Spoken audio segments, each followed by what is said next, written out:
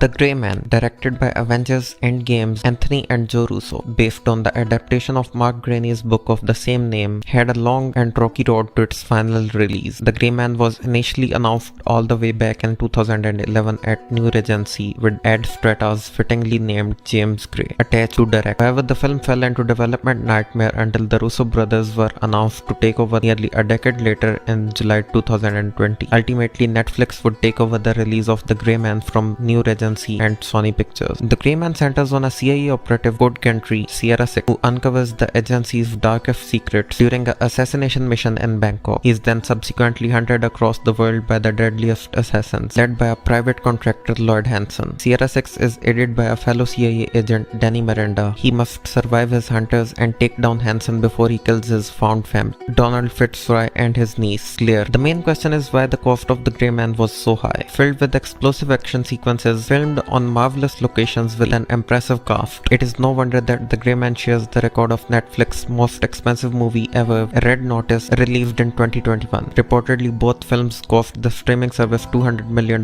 each to produce. The first reason that The Grey Man cost so much money to make is the impressive cast that was assembled for the film. Movie stars are not cheap to hire. The two lead actors of The Grey Man, Ryan Gosling and Chris Evans, reportedly took home $20 million each. It has also emerged that Dhanush received the salary of $500,000 for his appearance in The Grey Man. The production was also not an easy task when it came to filling out The Grey Man's impressive supporting cast, with appearances from The Matrix Resurrections, Jessica Henwick, Hollywood star Dhanush, and Bridgerton's Regine Page. While having all these names attached to The Grey Man, it surely aided in both producing and marketing the film. Their combined salaries made a significant impact in the film's budget. Another significant reason that led to Grey Man's $200 million budget would be the many effects-laden action sequences that take place across the film's runtime. The largest action sequence in The Grey Man, filmed on a location in Prague, cost $40 million on its own to produce, according to the Russo brothers. It is easy to see how the scenes racked up such a large cost, with plenty of explosions, destruction of police cars, and a train crashing into the side of a building. Does The Grey Man justify its budget? The Grey Man sets up a sequel at its climax, with its action-packed set pieces and costly actors. The Grey Man justifies its budget to the viewers. The Grey Man delivers the kind of spectacle on Netflix that was once only available to massive blockbusters in the theaters. It is easy to see on screen why The Grey Man is Netflix's most expensive movie ever. The numerous action sequences with heavy use of special effects and logistics spread throughout The Grey Man's running duration are another important factor contributing to the $200 million